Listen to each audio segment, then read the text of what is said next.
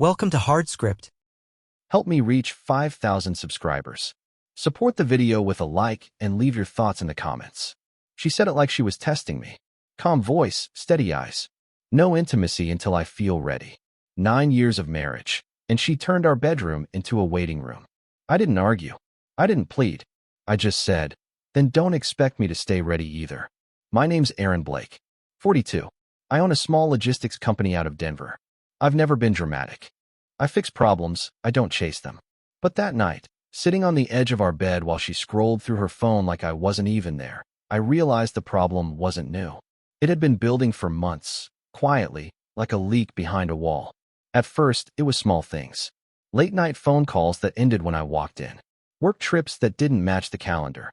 Excuses layered over distance. I told myself it was stress. Everyone hits a rough patch. But when she pulled that line, no intimacy until I feel ready, I understood. She wasn't asking for space. She was testing control. I didn't react. Not that night. Instead, I got up early the next morning, went for a run, and thought through everything like a military operation. You don't win by emotion. You win by discipline. Back home, I showered, dressed, and poured her coffee like nothing had changed. She smiled, relieved, thinking I'd folded. But I hadn't. I'd just gone silent. The silence worked faster than anger ever could. Within a week, she was tense, checking her phone constantly, asking if something was wrong. I told her everything was fine, and that was the truth. Everything was fine, just not for her. At night, I stopped waiting for her side of the bed to warm. I worked late, joined a new gym, started taking calls outside the house. My focus returned. My appetite. My clarity. She noticed. One evening she said, "You seem different lately." I said, "I am." She wanted power. What she got was distance. The kind that doesn't shout or slam doors. The kind that just withdraws. And in that silence, something shifted. She thought I was waiting. But I wasn't. I was already gone. 2 weeks after that night, the air in the house felt different. Quieter. Colder. We moved around each other like tenants instead of partners. Polite, distant, careful not to collide. She probably thought she'd won.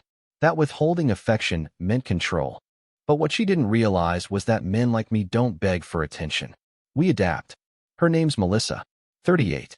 Marketing executive. Sharp, confident, and lately, unreachable. When we first met, she was fire, couldn't keep her hands off me. We'd built a life out of motion, ambition, shared hunger. But somewhere along the line, her eyes started drifting towards screens, and her tone changed from warmth to calculation. By the third week, I noticed patterns. She'd stay late at work twice a week.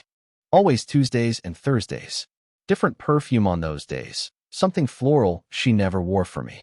She thought I wouldn't notice, but I've spent my career reading the smallest details in contracts, patterns in freight routes. People leave digital trails, emotional ones too. So I waited. Watched. Never confronted. That's not how you win a war like this. You let the other side overextend. Meanwhile, I kept building my own quiet perimeter. Joined a late boxing class. Upgraded my wardrobe. Reconnected with old friends she'd subtly cut off over the years. Every small decision was a step back toward myself. One night, I came home late from training. She was sitting at the table, half a glass of wine left, her laptop closed. She said she'd been thinking. Said she needed space to find herself again. I nodded once, no reaction. She wanted to provoke emotion. To see if she still had the ability to move me. But I didn't give her that. I just said, "Take all the space you need." The next day, I changed the lock code. Not to keep her out, just to make a point. When she came home that evening and realized it, her expression froze. I told her calmly that the system reset itself after my updates. She nodded but didn't believe it. Good. Let her feel the uncertainty she'd try to feed me. By the end of the month, she wasn't sleeping well.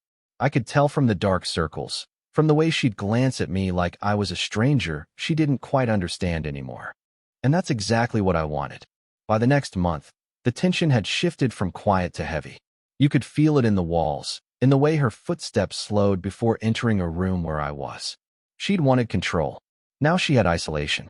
The difference is, control feeds the ego, silence starves it. She started asking small questions again. Whether I'd be home for dinner. If I wanted to go out that weekend. Nothing major, just little probes to see if the distance could still be bridged. I answered politely, never cruel, never warm. That's the trick. When you take the emotion out, people panic. They can fight anger. They can't fight calm. At work, I was sharper than ever. My focus returned. I landed 2 major contracts, one of them the biggest in my company's history. My assistant, Claire, started joining me on late meetings. Smart woman, disciplined, no drama. The kind of presence that steadies the air around her. We kept things professional, but even professionalism has its temperature. Melissa must have felt it. She began showing up at my office unannounced, bringing lunch, pretending it was spontaneous. It wasn't. It was reconnaissance. One evening, she mentioned she'd noticed I'd been distant. I said I'd just been productive. She tried to laugh it off, but her voice cracked halfway through. The same woman who'd once set the pace of every room she entered was now struggling to keep up with mine. That night, she reached for me in bed for the first time in months. I didn't reject her. I just stayed still. When she whispered my name, I turned slightly, not enough to meet her eyes, and said I was tired. She lay there in silence, her breathing uneven, waiting for a reaction that never came. In the morning, she left early for work. No note. No goodbye. By that evening, I saw what she'd been hiding. Her work phone, left charging on the counter, lit up with a text preview, just one line. Last night was complicated. A man's name above it. I didn't touch the phone. I didn't take screenshots. I didn't confront her. I just turned the screen face down. Because sometimes, the most dangerous man in the room isn't the one who reacts. It's the one who's already decided what comes next. The moment I saw that message, everything clicked into place. The late nights, the perfume, the distance, it wasn't about her feeling ready. It was about feeling wanted somewhere else. That text wasn't proof. It was confirmation. I didn't confront her. Confrontation gives power to emotion, and emotion clouds judgment. Instead, I opened a new folder on my laptop labeled Records. Bank statements, credit cards, phone logs. All small details that tell stories people think they're hiding. I didn't hack or spy. I observed. Because the truth always reveals itself in patterns. Within a week, I had everything I needed. Hotel charges billed under client meetings. Uber receipts with the same address repeated twice a week. A trail of innocent coincidences. Most men would explode at that point. I didn't. I went quiet. Colder. Precision takes patience. That Friday, she came home humming. Lighter. Careless. She said work had been crazy, poured herself a glass of wine, and started asking about my day like everything was fine. I smiled. Told her business was growing faster than expected. I even asked if she wanted to take a short trip together next month. Her eyes lit up, surprised. She said yes, of course. I wasn't offering reconciliation. I was buying time. Over the next few days, I began separating finances. Quietly. Methodically. My lawyer friend helped draft new ownership filings for the business, transferring key assets to a holding account under my name. No drama. Just logistics. At home, I stayed calm. Gentle even. She started to relax, mistaking my stillness for forgiveness. One night, she sat beside me on the couch, leaning into my shoulder, saying she missed us. I said I missed peace. She laughed, thinking it was a joke. It wasn't. By midweek, I had the final piece. A call record linking her number to an unsaved contact during one of her so-called work trips. 2-hour call, midnight to 2 a.m. That was enough. That night, while she was in the shower, I printed everything. 17 pages. I slid them into a plain brown envelope and placed it on the kitchen table. Then I left. No shouting. No goodbye. No closure speech. Just the sound of the front door clicking shut behind me. Silence, once again, doing all the talking. I didn't check my phone for 2 days. I knew the moment she found that envelope, everything would unravel. But that wasn't my concern anymore. My part was done. I'd left the truth on the table and walked away clean. The first call came Sunday morning. Then another. Then 10 more. Each one went unanswered. I pictured her pacing the kitchen, reading through the pages, the timeline she thought she'd buried now staring back at her in black and white. By Monday afternoon, she showed up at my office. My receptionist buzzed through, said my wife was here, and seemed upset. I told her to tell Mrs. Blake I was in a meeting. That was the first time I'd said it like she was a stranger. It felt right. She waited in the parking lot for nearly an hour. I watched from the window as she leaned against her car, phone in hand, dialing, deleting, redialing. Eventually, she drove off. That night, she finally texted. Said she wanted to talk, that she could explain, that it wasn't what I thought. The usual script. I didn't reply. You can't reason with someone who only understands control. You show them silence. Let them hear it echo. 3 days later, a mutual friend called.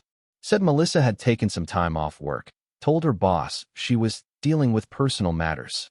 I didn't ask for details. There was nothing left to fix. By the end of the week, I'd already started the process of dissolving the marriage legally. Every document filed, every signature clean.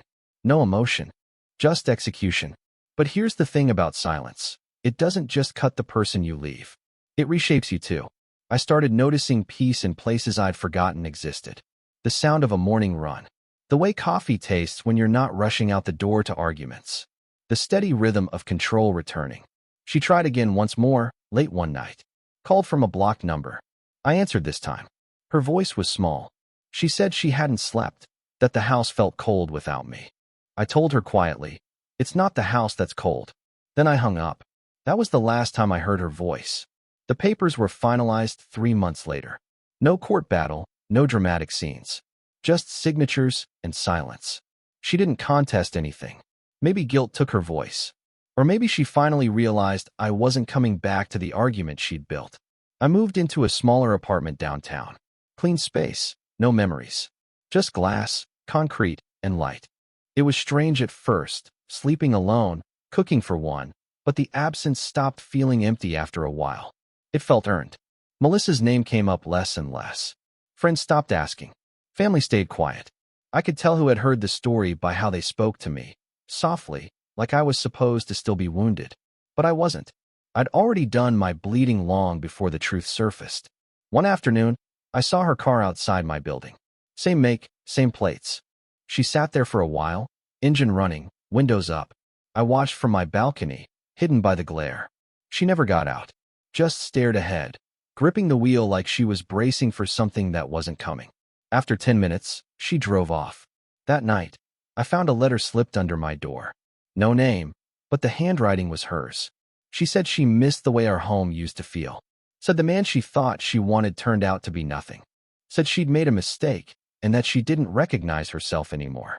I folded the letter neatly and placed it in a drawer without reading further. Not out of cruelty, but finality. There's a point where the story stops belonging to both of you. By then, my focus had shifted. Work was expanding, and I'd started running early mornings with a neighbor, a quiet woman named Brooke. She didn't ask about my past. She just matched my pace, step for step, without needing to fill the air with words. That's how you know peace. You don't have to explain it. A few weeks later, Melissa texted again. Just one line. Do you ever think about me? I typed a reply, stared at it, then deleted the words before sending. Because I did think about her, just not the way she meant. Not with longing. With clarity. And clarity doesn't text back. By the 4th month after the divorce, Melissa's silence finally matched mine. No calls, no letters, no texts. Just quiet. But quiet doesn't always mean peace. It can mean surrender. I didn't know which it was for her, and I didn't need to. My focus was forward. Brooke and I started spending more time together. Coffee after runs turned into dinners. Dinners turned into weekends away. She had that rare kind of presence, steady, patient, grounded. The opposite of everything my marriage had become. When she looked at me, it wasn't through judgment or expectation. Just curiosity, calm recognition. At first, I was cautious. Trauma teaches you to read people like contracts, searching for hidden clauses. But Brooke didn't have any. What she said matched what she did. No mixed signals, no games. I didn't realize how exhausting it had been to live in constant suspicion until it was gone. Then one evening, out of nowhere, I got an email from Melissa. The subject line was blank. Inside was a single photo, our old bed. Sheets unmade, half the pillows missing. Underneath it, one line. Now I sleep cold in a bed built for two. I read it twice. Not out of nostalgia, out of finality. She wasn't reaching for reconciliation. She was trying to rewrite her ending. Trying to make pain sound poetic. But truth isn't poetry. It's math. Cause and effect. Choices and consequences. I closed the email, deleted it, and emptied the trash folder. Some messages deserve no echo. That weekend, Brooke and I drove upstate. Small cabin, no signal, no noise. Just pine trees, rain, and a fire that didn't need words. At one point, she asked what I wanted most moving forward. I told her one word: peace. She smiled like she understood exactly what that meant. The next morning, I woke before sunrise. The air was cold, the world still. For the first time in years, I felt completely unguarded. No unfinished arguments. No ghosts waiting in my phone. I realized something then. I hadn't just left Melissa. I'd left the version of myself who stayed quiet to keep someone else comfortable. And that silence, the one she once weaponized, was now mine again. Clean. Controlled. Final. By the time a year had passed, the storm was gone. Not just between us, inside me too. Melissa's absence wasn't something I noticed anymore. It was background noise that had faded out completely. Every once in a while, her name would appear somewhere random, a shared contact, a forwarded email, but it carried no weight. Just a reminder of a life that no longer fit. Brooke and I had settled into something solid. Real. She didn't fill the silence. She shared it. Our evenings were simple. Music, quiet dinners, long drives with no destination. The kind of peace that used to feel foreign now felt earned. But peace has a strange way of testing you. One Thursday night, I got a message from a number I didn't recognize. It was Melissa. She said she was moving out of state, wanted to meet for closure. I stared at the message for a long minute before locking my phone. Closure isn't something you get from another person. It's something you build from their absence. A week later, I ran into one of her former coworkers. He said she'd left her job abruptly, that she'd looked tired, worn down. Apparently, the man she'd been seeing had moved on months earlier. She was alone again. That hit me differently than I expected, not with satisfaction, not even pity.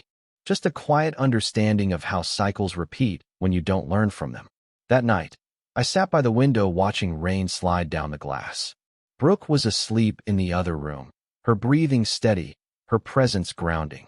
And I thought about how easily peace can slip away when you trade patience for attention. Melissa once told me intimacy wasn't just physical, it was emotional. She was right. But she'd forgotten that honesty is part of intimacy too. You can't starve someone of truth and expect love to survive. I thought about replying to her text, something brief, something final. But I didn't. She'd made her choices. I'd made mine. Some people burn everything they touch and call it passion. Others rebuild in silence and call it strength. That night, as the rain slowed and the house fell quiet, I knew which kind of man I'd become. The quiet kind. The steady kind. The kind that never looks back. It was almost 2 years to the day since she'd said it. No intimacy until I feel ready. The words that had started everything. But time has a way of erasing the sharp edges of memory, leaving only outlines. I remembered that night now not with anger, but with clarity. Every decision that came after had led me exactly where I was supposed to be. Life had steadied. The company grew. I opened a second branch, hired people I trusted, built systems that worked without me needing to micromanage. My world finally ran quiet. Not silent, but efficient. Brooke and I had found rhythm, the kind that doesn't rely on fireworks or apology texts. Just consistency. Then, out of nowhere, a letter arrived at my office. No return address, but I recognized the handwriting immediately. Melissa's. It had been nearly a year since I'd last heard from her. Inside was a single page, nothing dramatic, just clean handwriting on white paper. She wrote that she'd left Colorado. Said she was living in Oregon now, near the coast. She'd found a small house, worked remotely, kept mostly to herself. She said she'd finally started therapy, that she'd been unpacking the choices that led her to ruin the one thing that had truly been solid. Near the end, she wrote something that stayed with me. I thought silence meant control. I didn't realize it also meant being forgotten. I didn't reply. I folded the letter neatly and placed it in a drawer, the same way I had with the first one. It didn't hurt anymore. It just settled, like a chapter closed without needing punctuation. That night, I told Brooke about the letter. She didn't react with jealousy or questions. She just listened. Then she said, "People remember quiet more than words." I knew exactly what she meant. I stepped outside before bed. The air was cool, the stars sharp above the lake. I thought about Melissa, not as my wife, not even as my mistake, but as a lesson carved in silence. Some people build walls out of distance and call it strength. Others walk away and build something better. I'd done both. And that night, standing under the quiet sky, I realized peace wasn't the absence of her. It was the presence of myself. The last time I thought about her was on a cold morning in early spring. I was driving to the lake before sunrise, the kind of quiet hour when the world hasn't decided who it wants to be yet. The road was empty, fog curling low around the headlights, and a memory surfaced, not of her face, not her voice, but of the silence that came after everything ended. It wasn't haunting anymore. It was clean, finished. Brooke and I had just signed papers on a house, one built on a ridge overlooking the city. It wasn't huge, but it felt solid, intentional. Every nail, every wall, every light switch planned. I'd learned that control doesn't mean holding tighter. It means choosing what deserves space. That afternoon, I cleaned out my old desk before the move. Inside the bottom drawer were all the things I'd kept from that past life. The letter, the photo, one unused house key. Artifacts from a version of me that no longer existed. I laid them on the table for a moment, not with nostalgia, but with recognition. Every scar has a map. You just have to read it once before you can let it fade. I burned the letter that night, not out of spite, out of respect for what silence had already accomplished. Watching the paper curl and blacken in the flame, I thought about how endings don't always crash. Sometimes they just exhale. Brooke came out to the porch, wrapped in a blanket, holding 2 mugs of coffee. She didn't ask what I was burning. She didn't have to. She just sat beside me, and together we watched the fire turn to embers. Later, when we went inside, I glanced back one last time at the fading glow. The ash lifted briefly in the breeze, then disappeared into the dark. That's when I knew the story had closed completely. No open loops. No lingering ghosts. Just silence, the kind that doesn't hide pain anymore, only peace. Melissa once said she needed time to feel ready. What she never understood was that readiness isn't waiting, it's decision. I made mine the night I said, then don't expect me to stay ready either. And 2 years later, standing in the quiet house I'd built from the ground up, I realized I'd never been more ready in my life. What would you have done in my place? If the story hit you, leave a like. And don't forget to subscribe, it only gets stronger from here.